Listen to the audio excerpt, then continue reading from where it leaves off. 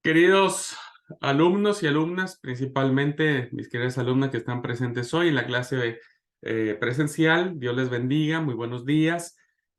También a todos los que están viendo la grabación, que Dios los bendiga muchísimo.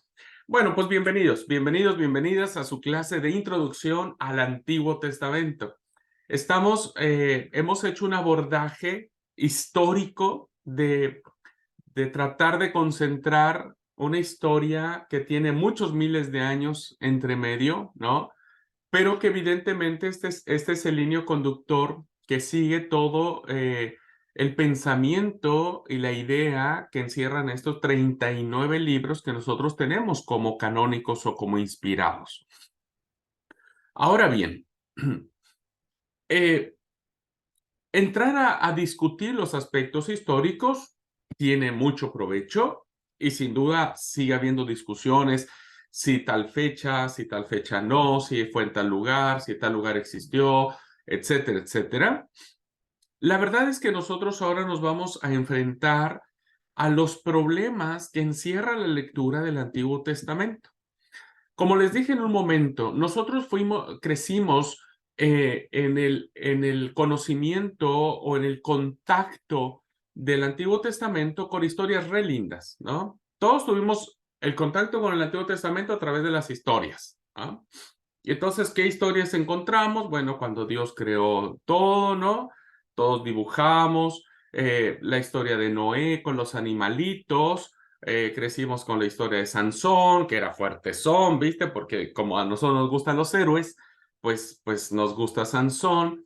Crecimos con Jonás siempre imaginándonos adentro de una ballena. En fin, ese fue nuestro contacto muy, ah, no sé si la palabra es correcta, pero infantil del Antiguo Testamento, ¿no? Pero ya cuando empiezas a crecer o cuando empezamos a entender un poco más, la historia por ejemplo, del diluvio, pues ya no es tan linda como nos la planteó la mae de la escuelita, ¿no? Porque la mae de la escuelita nos puso animalitos, el elefantito, la jirafita y estaba re contenta. Ay, el arco iris. ¿Quién no pintaba ese arco iris maravilloso, hermoso y demás, ¿no? Pero cuando nos damos cuenta, hermanos, que alrededor del arca hay cuerpos flotando, cuerpos ahogados, hinchados, casi explotados, ¿no? Y hombres, mujeres, niños, todos alrededor del arca, hay muerte, hay destrucción, hay clamor, hay llanto. El arca no se abre. ¿Por qué no se abre? ¿Cómo no salvar a los que ahora ya se están arrepintiendo? ¿Por qué terminan siendo muertos todas estas personas? Ahí ya cambia, ¿no? Nadie ha pintado un cuerpo flotando alrededor del arca, ¿no? Entonces, acercarnos al Antiguo Testamento representa ciertos desafíos que trataremos de responder en las clases que vienen. Así es que hoy voy a compartir la pantalla y yo les pido por favor que puedan meterse si tienen alguna duda o algún comentario que quieran agregar. Recuerden que yo no lo sé todo, no lo sé todo, absolutamente. Sigo aprendiendo al igual que ustedes. Si hay una pregunta que no sé, se las diré y trataré de investigar y después se las contestaré. Pero si no, con todo gusto, les diré al menos hasta donde mi poca capacidad tengo para responderles. Pero es muy importante que estas clases que vienen, pues ustedes las puedan aprovechar porque nos vamos a enfrentar a esas cosas chocantes, diríamos, ¿no? A esas cosas donde uno dice, a ver, para un poco. A mí me dijeron de otra forma, ¿no? Y bueno, nunca se queden con la duda. Jamás, eso sí, vamos a poner en duda la, la, la veracidad de la palabra de Dios. Jamás vamos a poner en duda, así ni un ápice, la inspiración divina ni la revelación de Dios. Pero lo que sí tenemos que transformar son nuestros paradigmas con los que nos hemos acercado al Antiguo Testamento. Eso sí, algunos de ellos no han sido correctos, ¿no? Entonces, eso sí, tendríamos que cambiarlos, pues para poder comprender con mayor viveza la gloria y la hermosura que tiene el Antiguo Testamento como revelación de Dios. Así es que bueno, vamos a entrar, vamos a aprovechar cada minutito que tengamos esta clase. La verdad que esta clase me encanta mucho porque, a ver, un segundito, yo tenía que hacer algo antes. Me encanta mucho porque la verdad que sigue siendo como que muy, pues desafiante para la reflexión, para la investigación. Ustedes como estudiantes, y diría un político de Argentina, y estudiantas de la Biblia, ¿no? Deberían deberían seguir siéndose motivados y motivadas para investigar. Así es que aquí está, vamos a compartir entonces la clase. Y me parece que ahí ustedes están viendo ya la presentación, ¿verdad? Muy bien. Bueno, hay varios problemas que nos plantea la lectura del Antiguo Testamento, ¿ok? Hay varios problemas. Hoy vamos a tratar de abarcar solo uno, que tiene que ver con el problema científico. El problema científico. Y ahorita vamos a analizar de qué se trata. Hacemos una pequeña introducción para saber por qué en la lectura del Antiguo Testamento nos va a crear problemas, ¿no? Uno pensaría que no. Sin embargo, hermanos, recuerden que estamos ante un texto sagrado que ha sido escrito hace miles de años por diferentes personas en diferentes circunstancias que a nuestra mentalidad, siglo XXI, gente occidental, muy distantes de la cultura Medio Oriente, eh, evidentemente nos va a plantear más de un problema, ¿no? Entonces, no se preocupen por eso, nunca decimos en mi tierra, nunca se saquen de onda, nunca se compliquen por pensar que la lectura de la palabra trae problema, pero son problemas muy lindos que hay que enfrentarlos. Si preguntáramos, hermanos, a los cristianos, ¿qué saben del Antiguo Testamento? ¿Qué libro les gusta más? Si preguntáramos a los cristianos, a nosotros mismos, ¿qué utilidad encontramos en la lectura del Antiguo Testamento, ¿no? ¿Qué sabemos del Antiguo? Ya dije algunas pequeñas historias. ¿Qué libros nos gustan más? Pues los más bonitos, ¿no? Las historias más lindas, no sé, la de José, tal vez el libro de Ruth es muy lindo, ¿no? El libro de Esther, tal vez por son chiquititos. Y sobre todo si nosotros preguntáramos, bueno, ¿y de qué me sirve todo esto, no? ¿De qué me sirve saber sobre la monarquía, la época de los jueces? ¿De qué me sirve saber la conquista de Canaán? Y entonces es muy probable que la mayoría de nosotros nos veamos en un aprieto porque no sepamos con diáfana claridad qué significa esta literatura para nosotros. A veces el conocimiento que tenemos se limita muchas veces, ¿no? A nociones elementales de la historia sagrada que aprendimos de pequeños. Todos recordamos la manzana entre dos grandes comillas, porque así alguien nos dijo y como nadie investigó, viste, como nadie leyó, pues todos nos quedamos con que era la manzana. Bueno, todos recordamos el fruto prohibido del paraíso, el diluvio universal, la torre de Babel.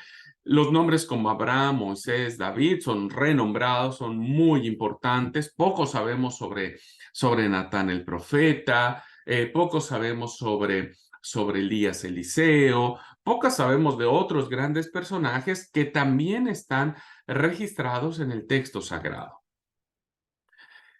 Pero este barniz, hermanos, o esta pasada, ¿no? Esta pasada que nosotros tenemos sobre el texto sagrado, principalmente del Antiguo Testamento, oculta un gran desconocimiento.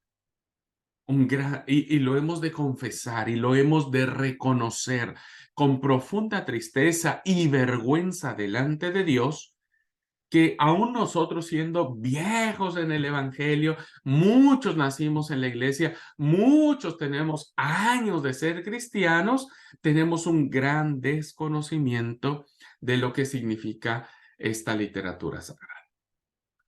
La pregunta es, o sea, esto es así, hermanos. Mire, pregúntenle a los jóvenes hoy en día y no le van a saber. Pregúntenle a la mayoría de los hermanos, no le van a saber. Preguntémonos a nosotros mismos y ¿se acuerdan que hicimos un día un ejercicio de preguntas, no? 20 preguntitas. Muchos salimos reprobados.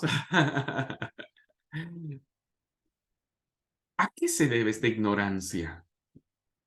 ¿Cuáles son los motivos que nos están impidiendo conocer esta literatura tan bella, tan hermosa, tan maravillosa? La iglesia tiene interés en que la conozcamos. Si esto no ocurre es por otras cosas. Gracias damos a Dios porque la iglesia ha previsto este seminario que nos está permitiendo abrir este espacio de conocimiento, ¿no? Ahora, ¿qué podríamos decir? ¿Alguien quiere compartir de los que están en clase? ¿Qué respuesta darían, queridos hermanos y hermanas que están en clase presencial a esta pregunta? ¿Qué se deberá que tenemos este gran desconocimiento, esta gran ignorancia del Antiguo Testamento? ¿Alguien me quiere compartir?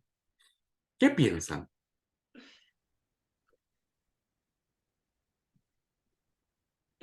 Yo quisiera compartir, pero solamente mi opinión personal de lo que Sí. a mí me pasó, que yo me puse como meta, primero leí todo el Nuevo Testamento, excepto Apocalipsis, porque no entendía nada.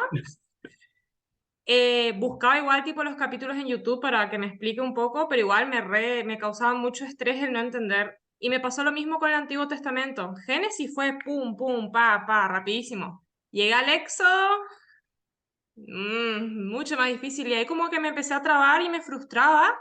Y ahí me fui a Samuel. Dije, voy a leer algo más lindo, que yo sé que es una historia que yo conozco, de canciones que escuché y demás. Fue hasta un tiempo y también me trabó. Como que me frustraba el no poder la lectura. Porque en el Nuevo Testamento habla de amor de Dios, o sea, es como mucho más, para mí, emocional y fácil de leerlo y conectarme más espiritualmente que el Antiguo Testamento.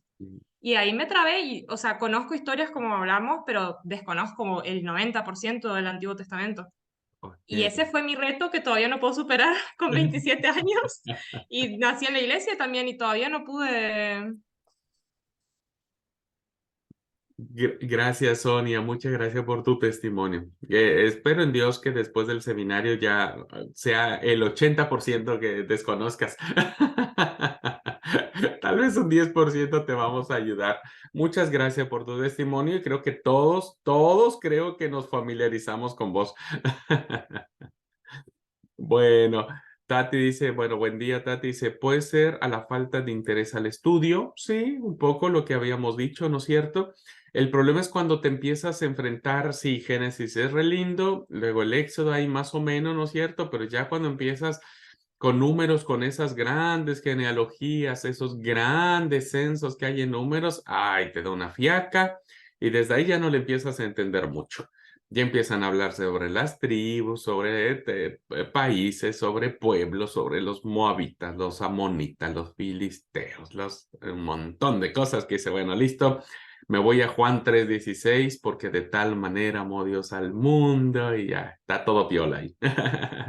Muy bien, gracias. ¿Alguien más, hermanos?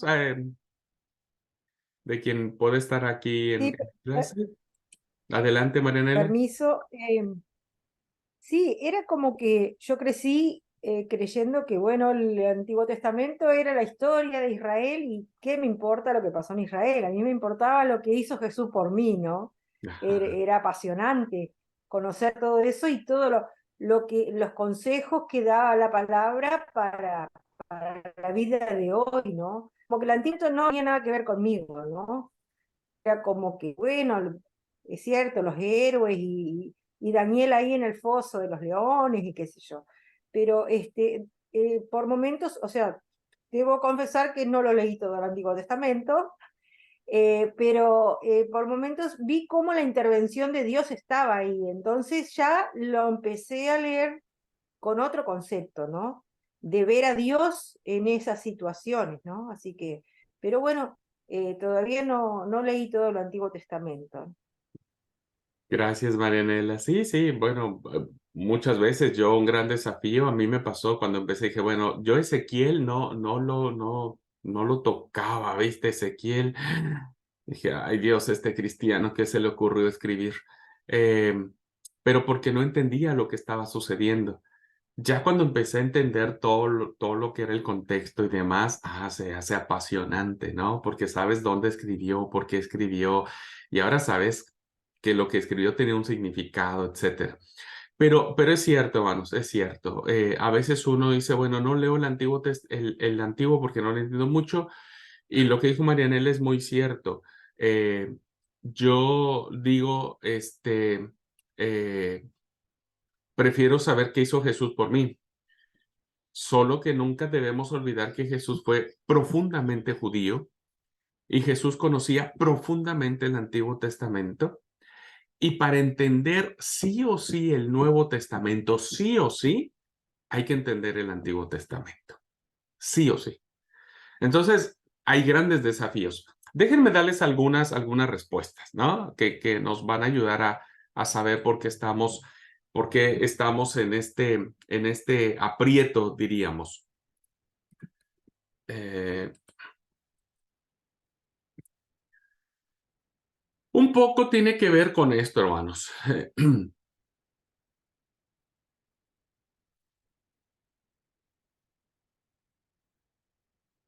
El hecho de que los argentinos leemos poco es un factor, debemos de reconocerlo.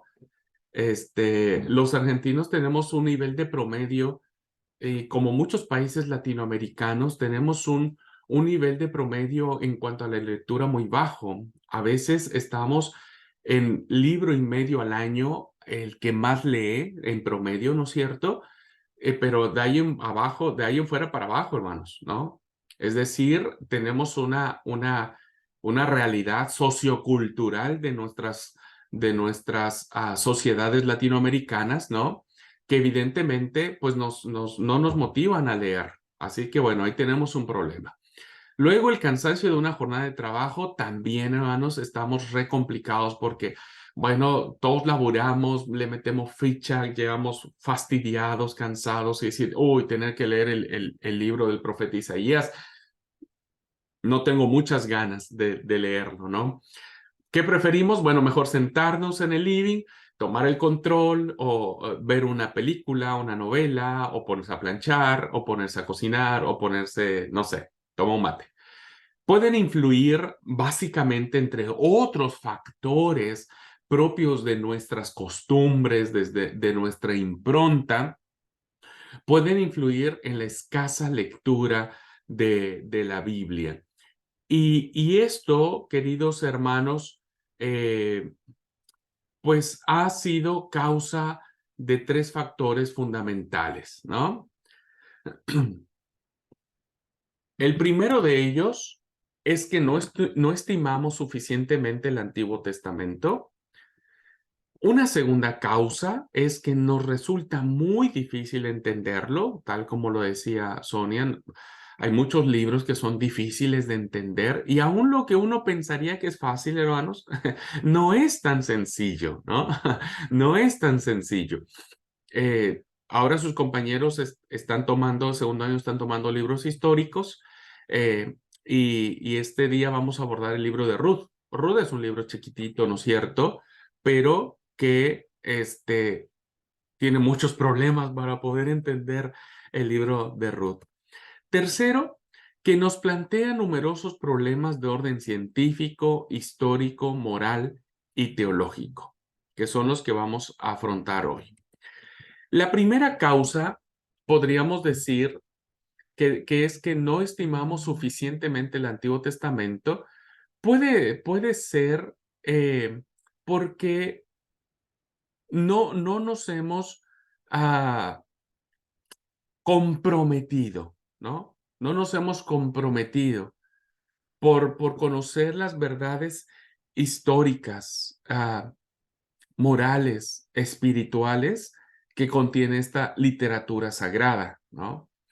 Esta parte debe llevar campañas. Fíjense que hay hay una forma que tienen algunas iglesias de poder leer la Biblia al menos, es la lectura pública.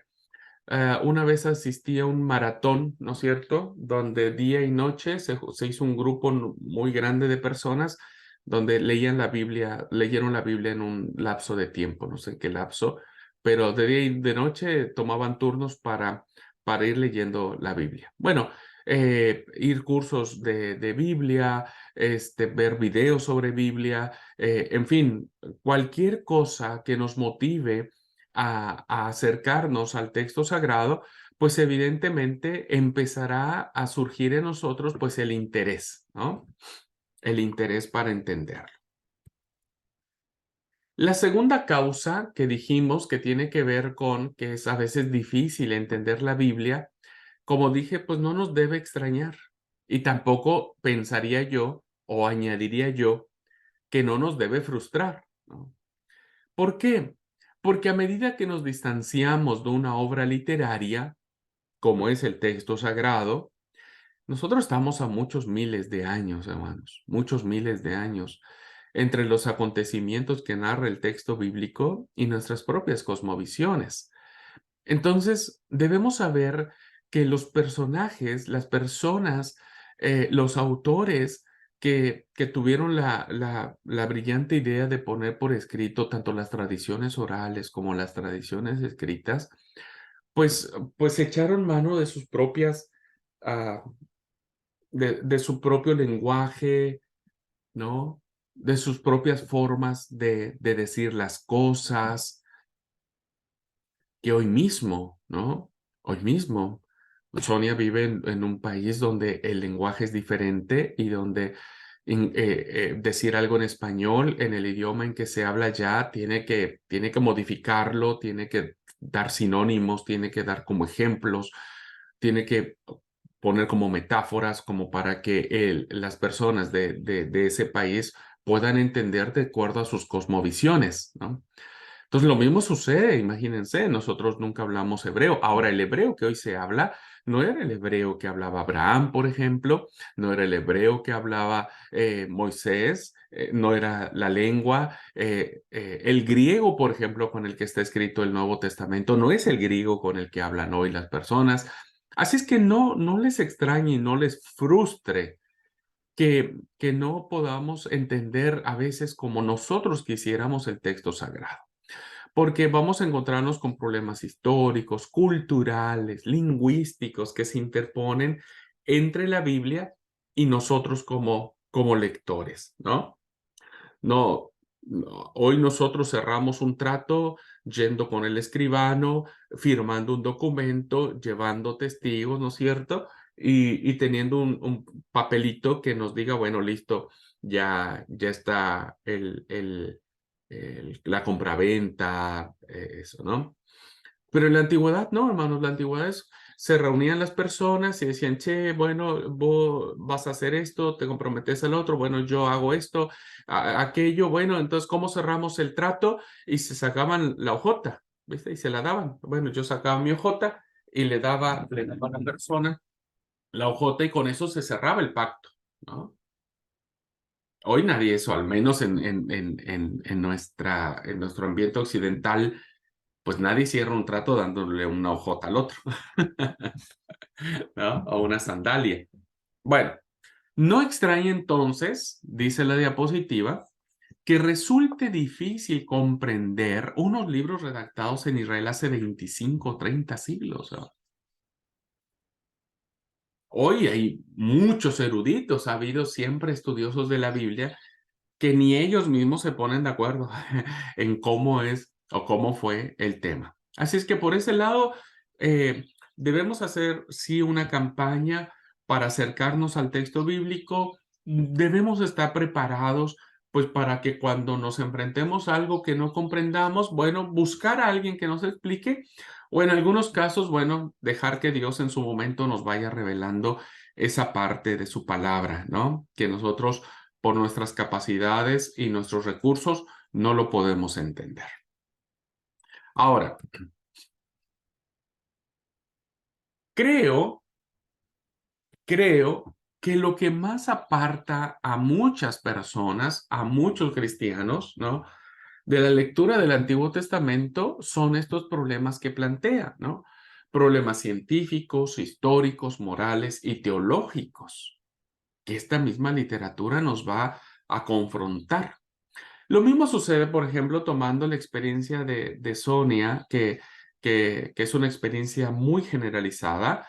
Muchas personas, por ejemplo, no leen el Apocalipsis, ¿no? A veces porque no lo entienden y a veces porque les da miedo, ¿no?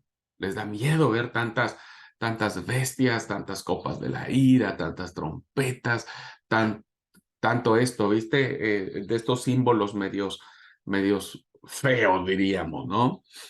Y entonces nos alejamos de esa literatura, pero debemos reconocer que todo es palabra de Dios, ¿no? Y que por algo está allí. Lo mismo sucede con la literatura del Antiguo Testamento. Así que vamos a tratar de dar algunas pistas de solución. ¿Qué es aquello que sentimos decir, aquí hay algo que no me cierra o prefiero quedarme así como he creído, ¿no es cierto? O prefiero entender o comprender qué es lo que realmente sucedió. Las respuestas quizás, y esto es muy probable, casi seguro, puedan provocar en ustedes, queridos alumnos, nuevas interrogantes, incluso más graves de los que ya estaban. Algún alumno me dijo, ay, pastor, ¿sabe qué? Yo me hubiera quedado como yo creía y no me metí en tanto conflicto. Porque ahora ¿cómo le hago para entender todo esto que se ha planteado y demás? Sí, la verdad es que en muchos casos uno termina pues con más dudas que respuestas, pero no debemos olvidar que, que esta parte de nuestro compromiso con el texto sagrado pues es fascinante, ¿no? Es fascinante. Y que aun cuando tengamos estas interrogantes respecto del sentido y de la utilidad de las Sagradas Escrituras, de la inspiración, de la verdad revelada, ¿no es cierto? Podemos de a poquito, creo, sorteando esas interrogantes y bajo ninguna circunstancia trastocar, ¿no es cierto? Trastocar pues, la revelación de Dios, la inspiración divina. Ajá. Así es que bueno, vamos a tratar de que poco a poco aclaremos a lo largo de este curso estas interrogantes, ¿ok? Vamos a tratar de ir lo más despacito que se pueda para que pueda quedar comprendido. Ujú. Bien. Después de esta introducción que hemos hecho y que nos hemos caído en cuenta o hemos desembocado que tal vez la causa principal para desconocer el Antiguo Testamento tenga que ver con estos problemas, vamos a abordar en esta clase el conflicto que existe entre la Biblia y la ciencia, ¿no? Principalmente sobre las ciencias naturales. ¿Qué planteamos aquí? Hace algunos años, en algunos países se transmitió un programa de dibujos animados que se llamó Érase una vez el hombre. Bueno, este programa tenía que ver con los orígenes de la humanidad y las naturales evoluciones que tuvo el ser humano sobre la Tierra. A pesar de algunas afirmaciones muy creíbles que tenía este programa, se seguía con interés. O sea, siempre ha habido un interés en todos los siglos, hermanos, en todas las épocas, en todos los tiempos, un interés de cómo fue creado todo esto, de dónde viene el hombre, de dónde salimos, qué pasó con nosotros. Son preguntas e interrogantes que se han ido planteando desde siempre, ¿no? Pero tomando como referencia este programa del que les hablo, Algunos padres se escandalizaron de que sus hijos oyesen hablar del evolucionismo como algo normal, porque ustedes saben que una de las posturas que se tienen respecto de la creación del hombre es la teoría de la evolución de las especies, ¿no? No me voy a meter en eso, hermanos, no soy muy especialista en conocer muchos aspectos de esto, pero sí lo que puedo recordar que yo aprendí en la escuela, ¿no? Y creo que es lo que todos aprendimos en la escuela, ¿no? Entonces, una vez una persona, se cree que antes de Charles Darwin ya había otro precursor respecto de esta teoría, pero bueno, el más aclamado es Darwin, que dice que, bueno, el ser humano fue creado, ¿no? Por generación espontánea y que evidentemente esta generación espontánea fue evolucionando de manera paulatina, de tal manera que nosotros llegamos a ser lo que somos ahora. Ajá.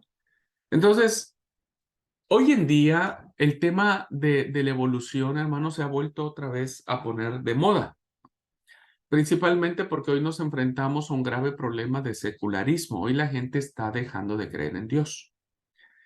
Y como la gente está dejando de creer en Dios, principalmente en Europa, ¿no? Yo leí un artículo apenas que ya lo sabía, pero bueno, es impactante. Un artículo que salió en un medio serio. Decía que hoy en Europa las iglesias se están usando como hoteles, como bares, como casas de diversión, las iglesias en Europa, ante la escasa asistencia de los fieles. Europa se convirtió en un momento en la época de la Reforma como la gloria, ¿no es cierto? La gloria de la, de la religiosidad, de la fe, y hoy están siendo todo lo contrario.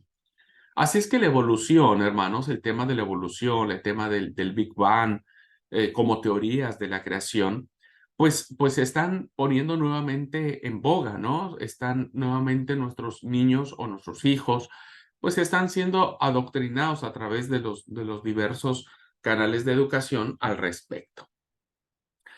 Eh, por lo visto, incluso médicos, abogados, ingenieros seguían pensando que Dios creó al hombre de barro de acuerdo con el relato del Génesis, es decir, cómo hoy mucha gente preparada, diríamos, en las distintas ciencias sociales, ciencias exactas, ciencias naturales, siguen teniendo una cosmovisión de que Dios creó al hombre del polvo de la tierra, ¿no? Del barro, tal y como nos lo cuenta el relato del Génesis. El problema es que hoy, en este movimiento secularista que estamos teniendo actualmente, pues está colocando a estos profesionales, a estos profesionistas, los está colocando en el asiento de la vergüenza, ¿no? En el asiento de decirle, ¿y vos todavía crees esas tonterías? ¿No? ¿Vos todavía crees que realmente nosotros fuimos creados del polvo de la tierra? Bien. Hubo una vez, hermanos, un personaje llamado Galileo Galilei, que nació en 1564, muere en 1642, que él empieza a poner en duda, diríamos, empieza a poner en duda el texto sagrado. Porque entonces, a ver, si nosotros decimos no le creemos al evolucionismo, no le creemos a la teoría de la generación espontánea, a la teoría del Big Bang, ¿no es cierto? Bueno, entonces tenemos que creer a la Biblia, ¿no? Entonces la Biblia nos dice con exactitud, la Biblia nos dice con claridad cómo pasaron las cosas. Y entonces, así como la Biblia nos dice, así tenemos que creerlo. Bueno, durante la época media, la Edad Media, la época del oscurantismo que vivió la humanidad, pues todo se centraba en la Biblia. Entonces, si la Biblia decía tal cosa, es que así era. Y el que se atreviera a contradecir al texto sagrado era acusado de hereje, ¿no? Bueno, Galileo Galilei puso en duda, hermanos, lo que la Biblia decía.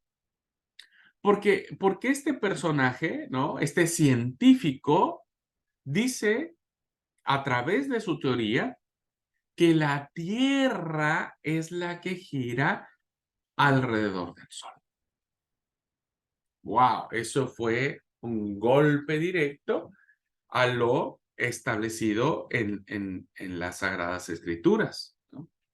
¿Por qué? Porque pone por primera vez en discusión la validez de las afirmaciones científicas que la Biblia dice al respecto, ¿no? Que la Biblia dice al respecto. Y esto fue un gran conflicto. ¿Por qué? Porque durante mucho tiempo, ¿no? La gente creyó y dijo, bueno, la Biblia dice tal forma, y así es. Entonces, ¿qué fue lo que puso en tensión, ¿no? Que puso en tensión lo descubierto por Galileo Galilei y lo mencionado por el texto sagrado. ¿Qué fue esto que puso en choque, que puso en conflicto y que metió a Galilei en serios conflictos de tal manera que tuvo que ser obligado a retractarse de decir semejante cosa que iba contrario a las Sagradas Escrituras?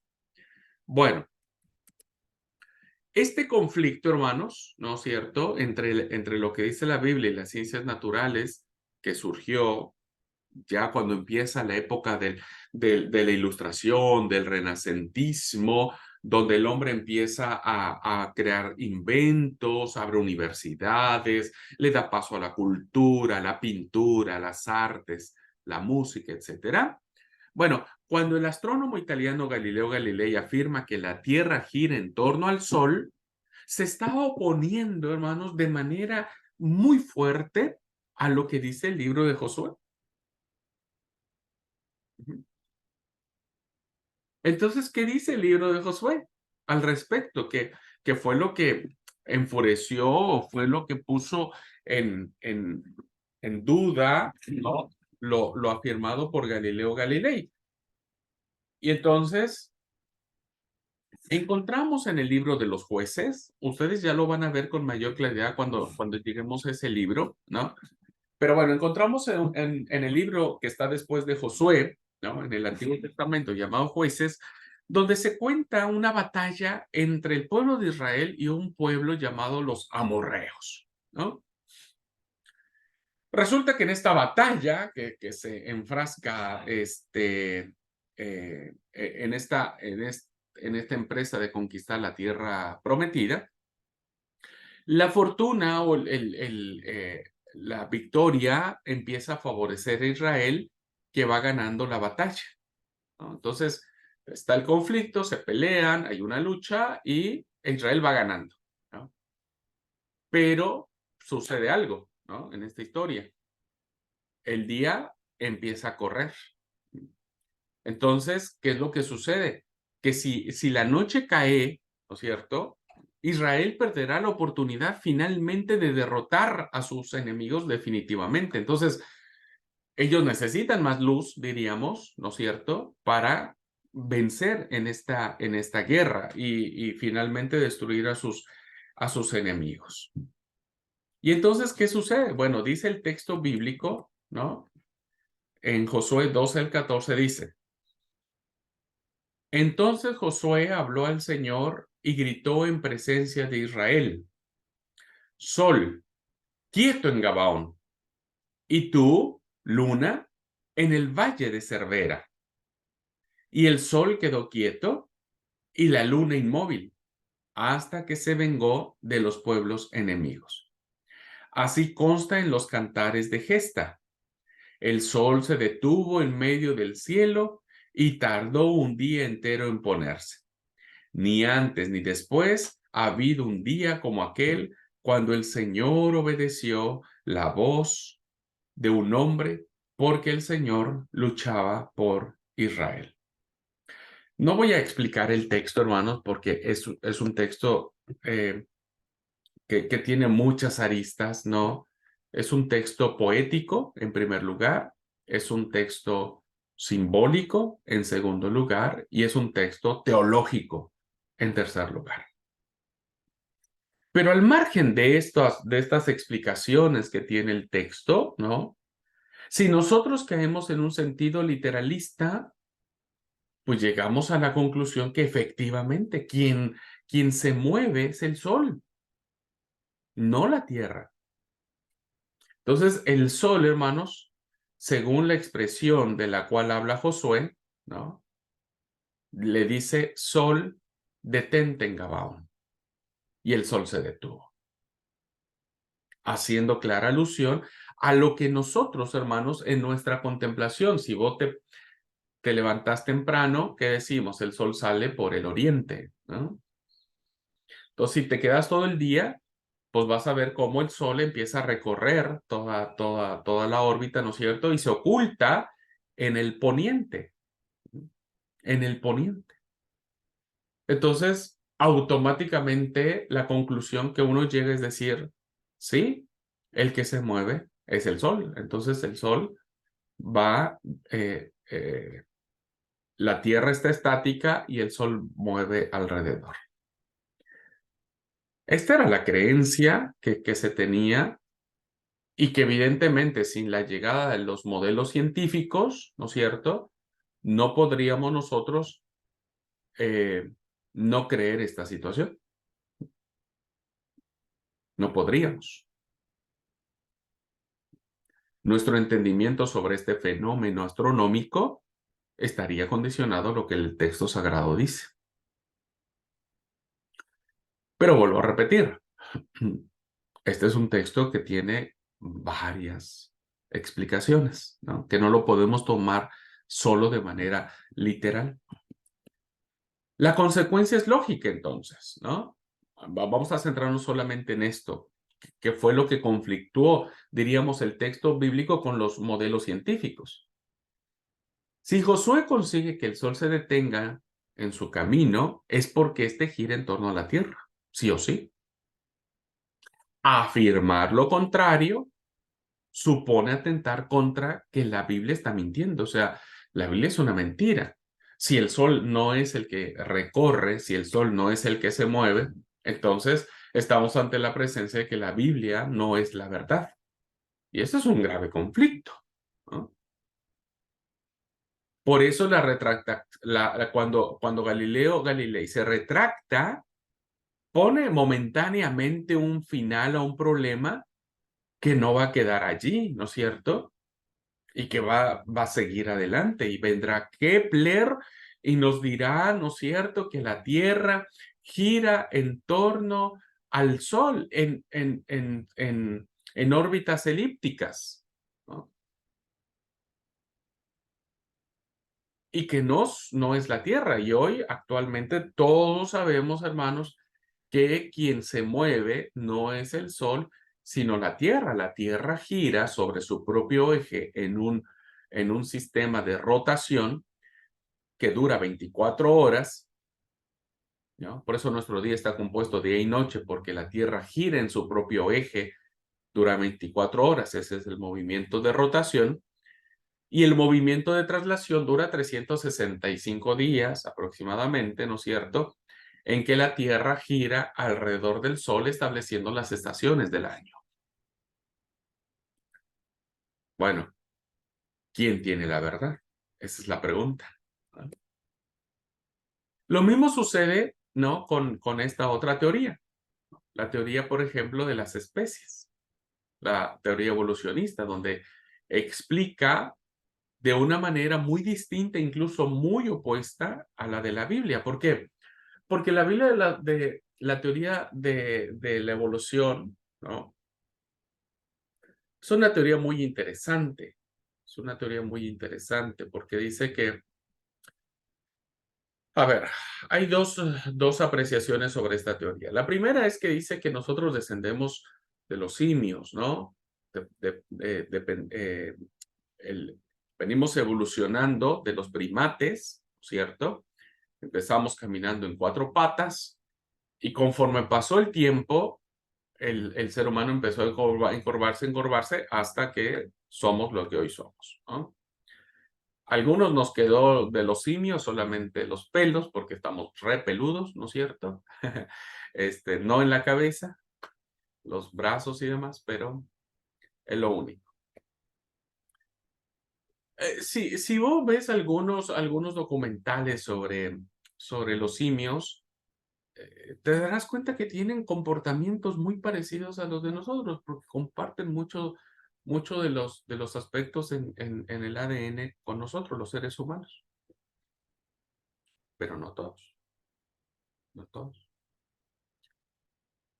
Bueno, esta teoría, uno siempre, es una teoría, acuérdense, todavía no es una ley, que ese es un dato muy interesante, ¿no? Por ejemplo, la ley que dice que la Tierra se mueve alrededor del Sol no es una teoría, es una ley física. Es decir, una ley que se ha comprobado. Pero las teorías no son leyes. Son eso, solamente son supuestos de cómo pudieron haber sido las cosas.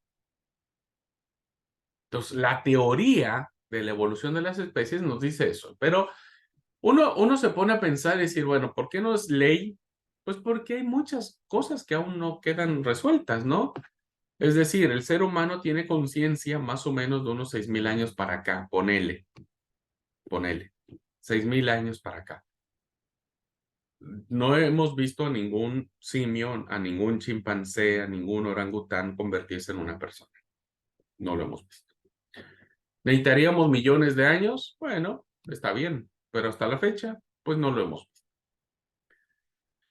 Ahora, realmente la teoría de la evolución de la especie humana va mucho más allá, porque dice que esta teoría empieza con lo que se llama la generación espontánea, ¿no? La evolución espontánea. Que significa que dice que el ser humano nació realmente no en un ambiente terrestre, sino más bien en un ambiente acuático. Gracias. En un ambiente acuático. Es decir, que nosotros no venimos de la tierra, sino venimos del agua. Dice que en algún momento en lo profundo del océano, ¿no? Había una pequeña particulita chiquitita, ¿no es cierto?, que empezó a cambiar, que empezó a mutar, ¿no? Y que con el paso de los millones de años, esa cosita chiquitita, ¿no? Esa partícula chiquitita que estaba en el mar, empezó a formarse de otra manera, haciéndose más grande, más grande, más grande, hasta que sale a la superficie y eso empieza a tener se empieza a adaptar a una cuestión terrestre. Y eso fue evolucionando, hasta que llegó a ser lo que ahora nosotros somos. Bueno, tampoco me voy a meter en estos conflictos, solamente estoy poniendo ejemplos de cómo hoy estas situaciones que nos dicen, no, pero si los dinosaurios, hoy se encontraron dinosaurios que tienen 50 millones de años, 1.000 millones de años, infinidad millones de años, ¿no es cierto? Y la Biblia dice que nosotros fuimos creados en 6 días, por ejemplo, la Tierra se creó en 6 días. Bueno, esto es un conflicto, ¿no? Es un conflicto que evidente pone en entredicho qué es lo que realmente sucedió, ¿no? Y cómo realmente pasó. Así que llegamos a este punto, incluso decir, bueno, salimos de la evolución de los primates, salimos de la generación espontánea, ¿no es cierto?, en esa partícula chiquitita, y entonces se contrapone, ¿no es cierto?, a la idea de la creación del universo en 7 días literales, que dicho sea de paso, esa es parte de nuestro credo, de nuestra fe. Nosotros creemos que la creación se creó en 7 días literales de 24 horas, pero también esa postura tiene ciertos desafíos, ¿cierto? Ciertos desafíos. Por eso creo que también necesitaría un análisis. No pretendo ir en contra de la doctrina que nosotros tenemos, pero sí plantear algunas interrogantes que nos van a permitir un mejor perfeccionamiento de lo que sucedió en este aspecto creacional. Fíjense, la edad de nuestro planeta crece en muchos más miles de años que en 6 días literales, ¿no? Los testigos de Jehová, esta secta, atendiéndose a la cronología bíblica, porque empiezan a calcular desde que más o menos Abraham existió, la calculan la edad del universo unos 5,000 años. Por eso decía poner el 6,000 en 5,000 años. Pero los astrónomos, la gente de ciencia que lleva a cabo todos estos estudios, dicen que el universo tiene por lo menos 5,000 millones de años. Por lo menos. Bueno, estas situaciones, queridos alumnos, nos ponen en entredicho, nos colocan en la situación de decir, bueno, ¿qué es lo que pasa, no? ¿Quién tiene la razón? La Tierra fue creada en 6 días o en 7, ¿no? 24 horas. Fue creada en millones de años, ¿no?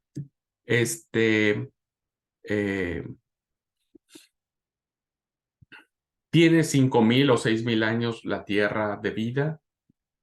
Tiene 5,000 millones de años, según los cálculos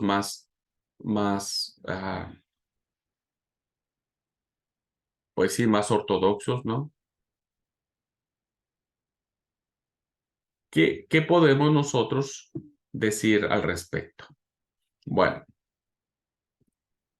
existen 3 posturas posibles para poder entender este planteamiento, pero me parece que serán inaceptables por las razones que voy a dar, ¿no? O sea, ya tenemos el conflicto. ¿Se entiende, queridos alumnos? O sea, ya planteamos el conflicto entre la oposición que tiene el texto sagrado con ahora lo que sabemos científicamente, principalmente de estas cuestiones creacionales, ¿no? Principalmente de esto. ¿En la Biblia es el sol realmente el que se detiene? ¿Es la tierra, como nos lo dijo Galilei? Creer lo que dicen los científicos, ¿nos hace poner en duda la palabra de Dios? Bueno, vamos a ver qué posturas se han planteado al respecto de responder a este conflicto. La primera de ellas consiste en desprestigiar totalmente a la ciencia, ¿no? A la ciencia. Y entonces condenarla como lo hicieron anteriormente a alguien, ¿no? Condenarla.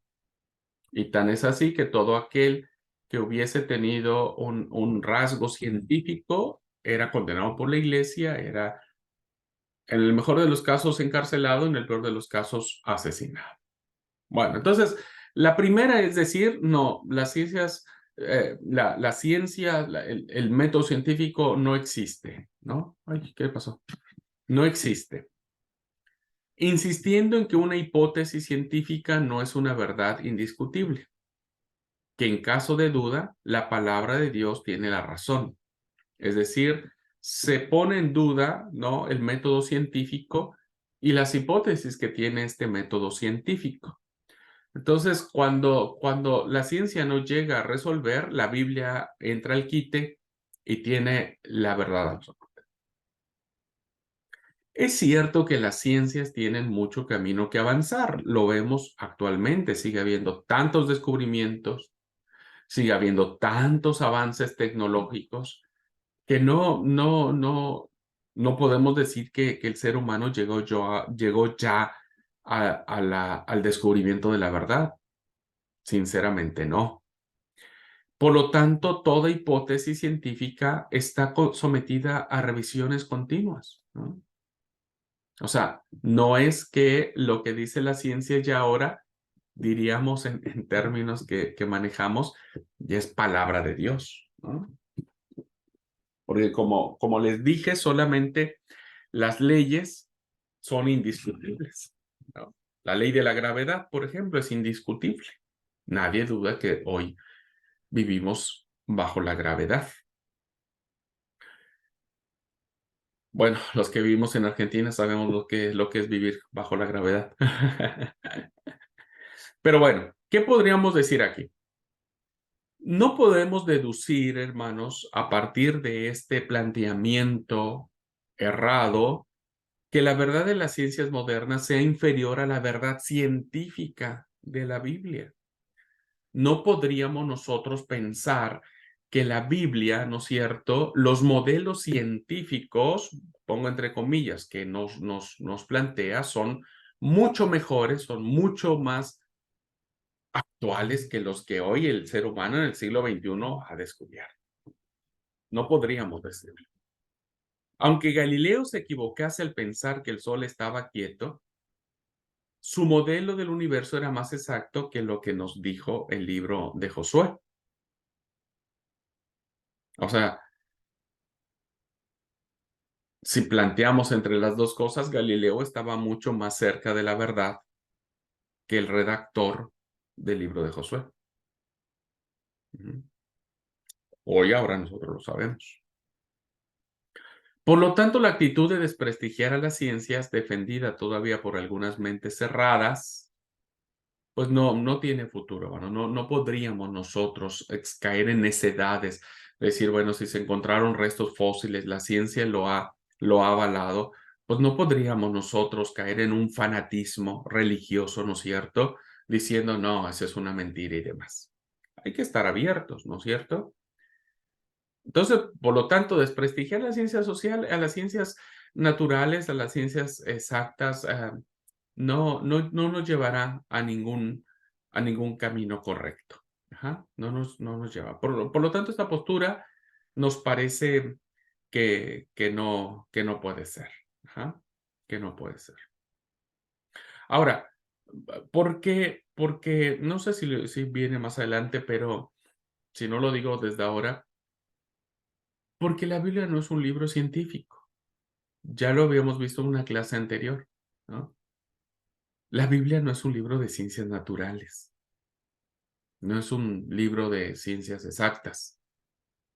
Es un libro que se escribió desde la fe del pueblo para la fe del pueblo. Ahí vamos bien. Bueno, segunda postura consiste en negar que hay el conflicto. Es decir, no tenemos ningún conflicto. Podríamos conciliar muy bien ambas partes, o sea, tanto lo que dice la Biblia como lo que hoy nos plantea los métodos científicos están en concordancia. Si bien hay un bien intencionado deseo de conciliar ambos modelos, ¿no? Lo que dice la Biblia es lo que dice la ciencia, pues no nos va a ayudar mucho, ¿no? Bueno, un ejemplo que podríamos nosotros utilizar para conciliar estas posturas, si tomamos como punto de partida la teoría de la evolución, diríamos que la vida en sus formas más elementales surge en el mar, como dijimos, ¿no? En esta pequeña partícula. Los que llegan a este punto de concordar, ¿no? De conciliar algo, encuentran aquí una confirmación de la verdad que ya está en la escritura, porque según Génesis 1:20, el relato de la creación nos dice que los peces fueron creados antes que las aves, los reptiles y las fieras. Entonces, alguien puede decir, bueno, listo, no nos peleamos, ¿no? Los evolucionistas dicen que nosotros venimos del mundo acuático, ¿no? Pero después, el que quiere como que conciliar las posturas dice, bueno, la Biblia dice lo mismo, porque en Génesis 1:20, ¿no es cierto? Los peces son creados antes que las aves, los reptiles y las fieras. Está conciliado, todo está en paz, todos ganamos, decimos, ¿no? Pero la verdad es que es muy difícil, hermanos, tener que conciliar todos los aspectos al respecto. ¿Por qué? Porque cualquier conocedor de la teoría evolucionista, incluso a niveles como los nuestros muy elementales, pues va a advertir con profunda claridad la imposibilidad de compaginar esta hipótesis científica con el relato del Génesis. Porque esto nos va a traer más problemas que soluciones. Va a traer más problemas que soluciones, porque aunque digamos que sí, los peces fueron creados primero, pero fueron los peces, no fue el ser humano. Porque el relato del Génesis después nos dice que el ser humano fue creado por Dios. Eso, entrar a querer estar en acuerdo ambos modelos, pues nos va a plantear serios problemas. Y el procedimiento de negar el conflicto no solo es absurdo, ¿no?, sino en ocasiones imposible. Como en el caso de Galileo, cómo conciliar, ¿no?, que el sol se detiene en Josué y la Tierra gira alrededor del sol, la edad del universo. Son 5.000, 6.000 años o 5.000 millones de años. Además es peligroso, ¿no? ¿Por qué? Porque es peligroso tratar de conciliar, porque vamos a caer en muchas herejías. Por ejemplo, el afán de conciliar la Biblia y las ciencias han llevado a este escritor llamado Van Daniken a acumular un sinfín de tonterías y a empobrecer en muchos casos el mensaje teológico de la Escritura, porque este es uno de los autores que ha tratado de defender que se pueden conciliar. Pero ¿qué pasa, hermanos? Cuando no puedes conciliar entre ambos aspectos, pero tienes que defender tu postura, vas a acabar inventando un montón de tonterías para justificar tu postura. Así que me parece que negar el conflicto, ¿no?, y negar que existen oposiciones entre ambos modelos y tratar de unirlos y tratar de fusionarlos, no nos va a llevar a ningún caso. A ningún caso. Tercera postura. Bueno, la tercera postura es más llamativa, más atractiva, diríamos, ¿no? ¿Por qué? Porque la tercera postura soluciona el conflicto recurriendo a la idea de una pedagogía divina. La pedagogía divina. La primera postura era desprestigiar a las ciencias, la segunda era negar el conflicto, la tercera es, esta es una enseñanza de Dios, ¿no?, una pedagogía de Dios. Es decir, ¿qué nos dice esta postura de solución? Cuando Dios habla al hombre, pues se acomoda a sus conocimientos, a lo que él sabe en ese momento. Por lo tanto, le dice las cosas tal como puede entenderlas en ese momento. Así es que esto no significa que lo engañe. Dios no está engañando al hombre, nada más está diciendo, mira, vos no conoces todavía muchas cosas, ¿no es cierto? No estás como que a la altura, no estás como que capacitado para entender las leyes de la gravedad, las leyes de la física, las leyes de los grandes científicos, ¿no? Entonces el redactor del libro de Josué pues termina en desventaja. Entonces, como el redactor del libro de Josué que nos dice que el sol se paró, pues era porque en ese momento su conocimiento era muy limitado. Entonces, como Dios no podía enseñarle al redactor del libro de Josué las leyes de la física, pues le dijo que escribiera lo que él vio. ¿Y qué vio? Pues que el sol es el que se mueve. Listo, solucionado el problema. Solucionado el problema. Las cosas suceden, pero resulta que vienen en función de que el hombre conozca. Poniendo este ejemplo, si a un ginecólogo que conoce el ciclo de la vida desde que el espermatozoide fecunda el óvulo hasta el momento en que la mujer da a luz, su hijo de 7 años le preguntase a este médico ¿de dónde vienen los niños?, pues el médico no le va a empezar a decir, a explicar a su hijo, ¿no es cierto?, todo este proceso científico de fecundación, del recorrido del espermatozoide, del cigoto, de la división de la célula, etcétera. No le va a dar una conferencia magistral con términos médicos a su hijo. ¿Por qué? Porque su hijo no lo va a entender. Entonces tendrá que pasar por alto incluso cosas fundamentales si desea que su hijo aprenda algo de la pregunta que le hizo, ¿no? Entonces no va a poder entrar en pequeños detalles que otros científicos sí lo valorarían, ¿no es cierto? Pues porque el niño tiene 7 años. Le va a decir lo que puede decirle. O lo que cree el papá que el niño va a aprender. Entonces, esta tercera postura dijo, bueno, listo, Dios es como esto, ¿no? Dios no le reveló a los redactores bíblicos todo lo que tenían que saber porque no sabían. Porque eran como el niño chiquitito de 7 años. Bueno, lo mismo dice en esta postura, lo mismo le ocurre a Dios cuando habla a los hombres del Antiguo Testamento, ¿no? Científicamente eran como niños, no sabían, no conocían mucho de las leyes de la física, la matemática, de las ciencias exactas. Por lo tanto, esta postura diría que pues no valía la pena hablarles a los autores bíblicos, ¿no? Con ideas que ahora nosotros consideramos modernas, como la evolución, la generación espontánea, el Big Bang, la astronomía, la bioquímica, las ciencias exactas, las leyes de la gravedad, etcétera, etcétera.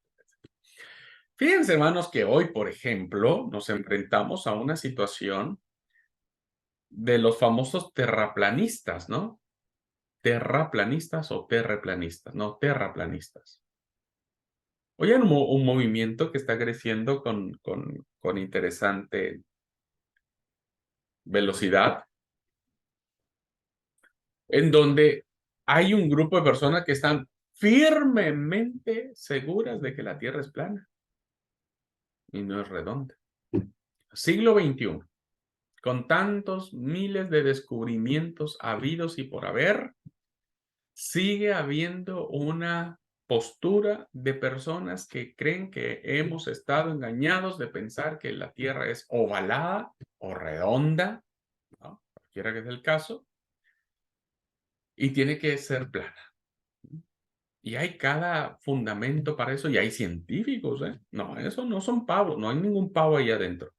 Algunos que son científicos que defienden la postura del terraplanismo. Imagínense, hoy siglo XXI. Bueno, entonces esta postura nos traería tranquilidad y diríamos, bueno, sí, tienes razón. Dios no le iba a explicar a esta pobre gente todos estos aspectos. Pero esta tercera actitud, aunque atractiva, ¿no? También es insostenible. ¿Por qué? Por la sencilla razón de que resulta absurdo decir que Dios habla al hombre de problemas científicos adaptándose a su mentalidad. Resultaría absurdo pensar, hermanos, que Dios estaba más preocupado por salvarle las papas a los autores bíblicos para que no cometieran errores científicos que hoy, a la luz de los grandes, Steve Hawking y todos estos grandes científicos, ¿no es cierto?, pues le pusieran el palo en la rueda y terminaran destruyendo lo que ellos dijeron.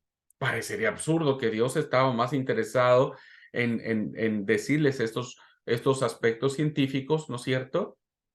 Y entonces, de esta manera, cuando hoy pasar el tiempo y hoy en el siglo XXI, pues nadie pudiera objetar el texto sagrado.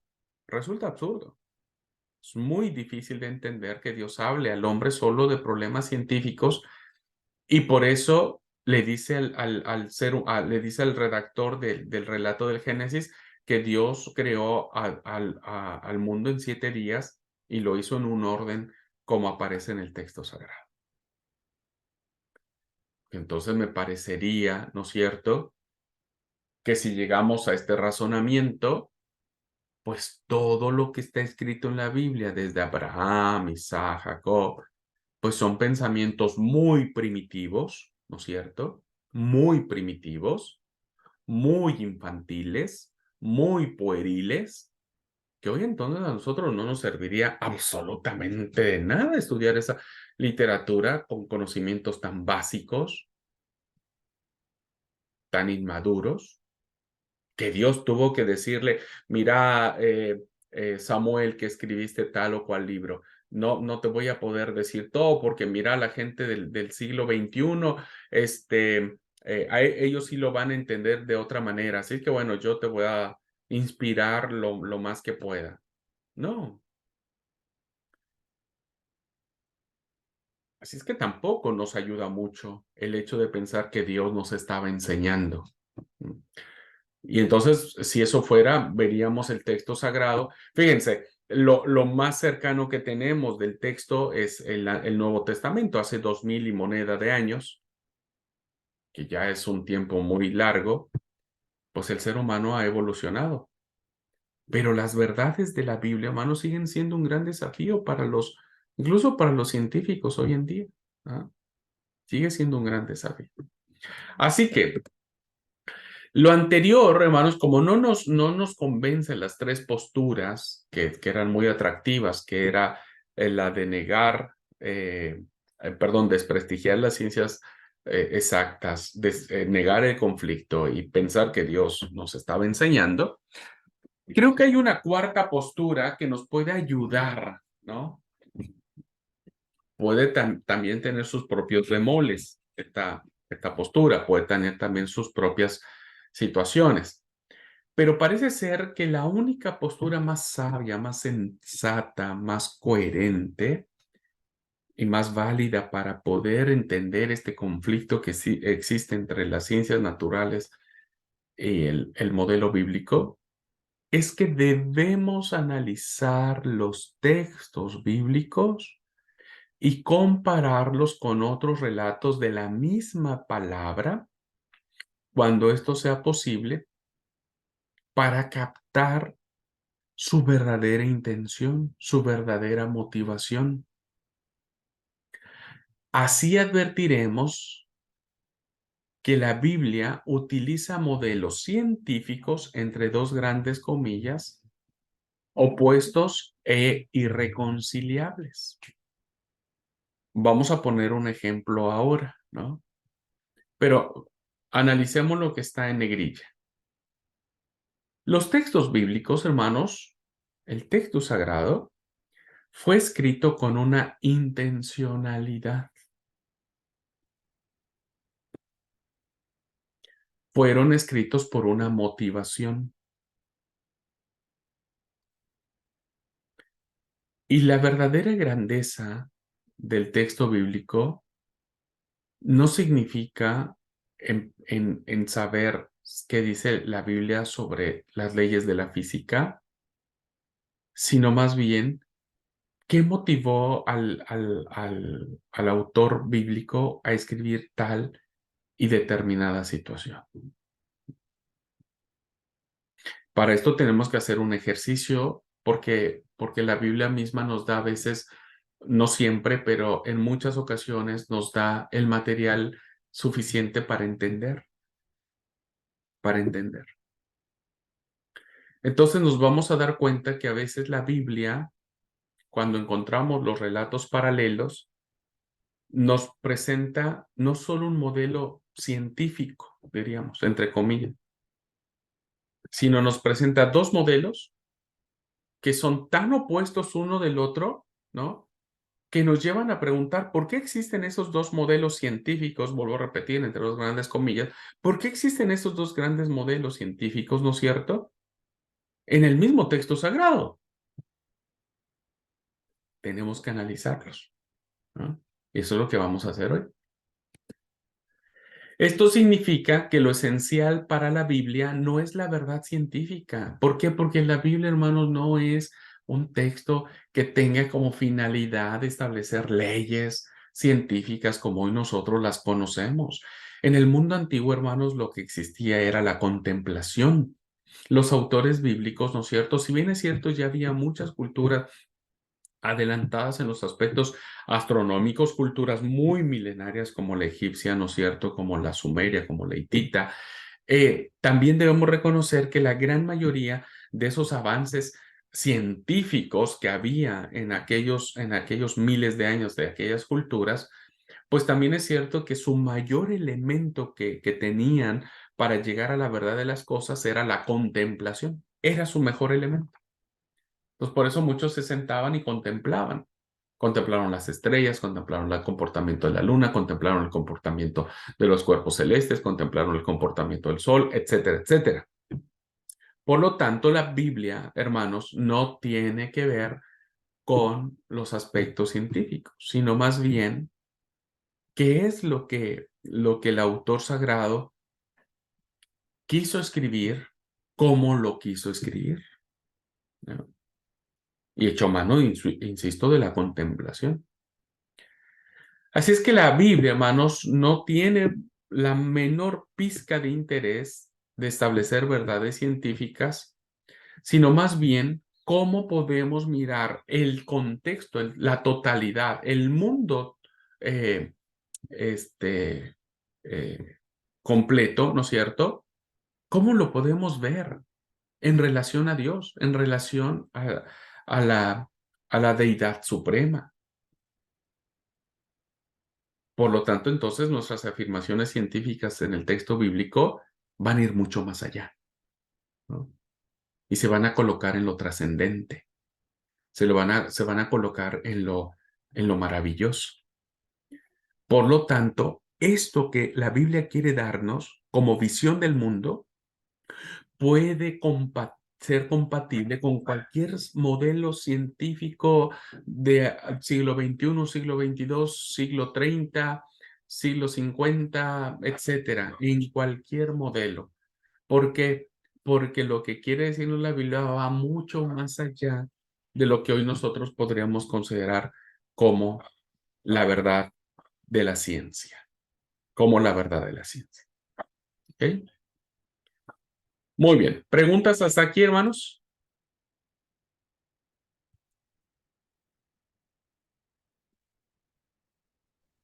Hermanas, ¿preguntas hasta aquí? Vamos bien, aprendiendo que no hay que hacer preguntas muy difíciles porque va a ser más para confusión que para explicación.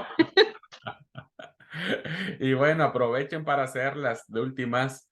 La duda la van a tener segura.